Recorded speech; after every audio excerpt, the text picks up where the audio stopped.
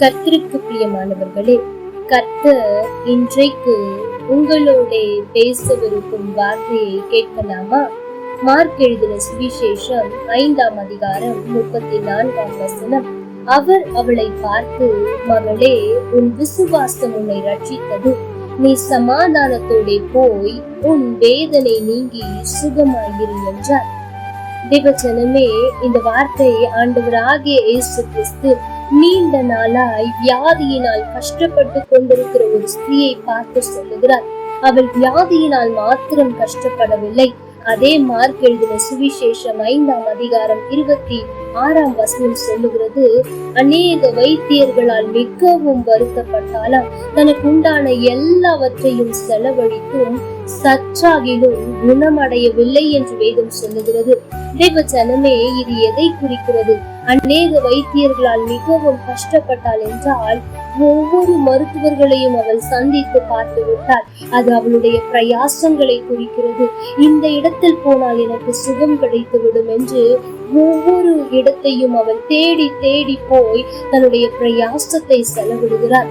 அது மாத்திரமல்ல, அதனால் அநேக வருத்தங்கள், சில இடங்களில் குணமாகிவிடும் என்ற அளவிற்கு சில வைத்தியங்களை பார்த்தாலும் ஒரு முன்னேற்றமும் இல்லாத ஒரு வருத்தம். இப்படி அவளுடைய பிரயாசங்கள் ஒன்றுமே செயல்படவில்லை. அது மாத்திரமல்ல, சரீரத்தில் வேற பலவீனம், அதனால் வருகிற வருத்தம் ஒரு பக்கம். மூன்றாவது, தனக்குண்டான எல்லாவற்றையும் தான் சுகமடைய வேண்டும் என்று இழந்து விட்டாள். ஆனால் சற்றாகிலும், அதாவது எந்த ஒரு சின்ன மாற்றமும் இல்லாத அவள் கடைசியாக அவள் எடுக்கிற முடிவு என்ன தெரியுமா?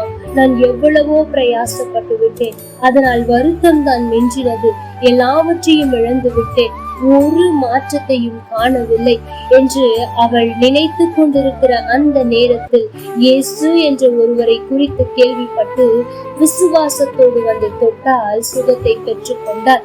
தேவஜனமே, ஒருவேளை இன்றைக்கு நீங்களும் ஏதோ ஒரு காரியத்திற்காக பிரயாசப்பட்டு ஒன்றும் நடக்கவில்லை என்று அங்கலாய்த்துக் கொண்டிருக்கிறீர்களோ, நானும் இவர்களை போய் பார்த்தால் முடிந்துவிடும், இவர்கள் மூலமாய் நல்லது நடந்துவிடும் என்று எவ்வளவோ பிரயாசப்படுகிறேன், என் சரீரத்தில் அவ்வளவு பிரயாசப்படுகிறேன், ஆனால் ஒன்றுமே நடந்தது போல் தெரியவில்லையே, அநேக வருத்தங்கள் தானே மிஞ்சினது என்று சோர்ந்து போயிருக்கிறீர்களோ, அல்லது எனக்கு உண்டான எல்லாவற்றையும் நான் இழந்த நிலையில் இருக்கிறேனே என்று சோர்ந்து போயிருக்கிற என் அன்பு மகனே, என் அன்பு மகளே, உன்னை பார்த்து ஆண்டவர் சொல்லுகிறார், இன்றைக்கு இந்த வார்த்தையை கேட்கிற நீ சமாதானத்தோடு போ, உன் வேதனை இன்றோடு நீங்கினது என்று ஆண்டவர் சொல்லுகிறார்.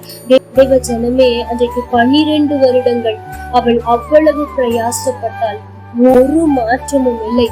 அந்த 12 வருடங்களில் எல்லாவற்றையும் இழந்து போனால், செலவழித்து ஒரு மாற்றமும் இல்லை.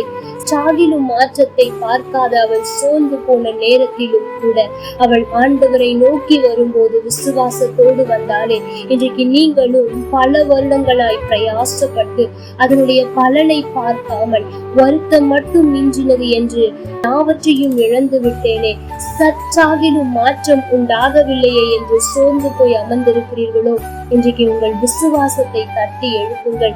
இன்றைக்கும் என்னை மாற்ற, என் வேதனையை நீக்க ஒருவர் இருக்கிறார் என்று விசுவாசத்தோடு அவரிடத்தில் வந்து பாருங்கள்.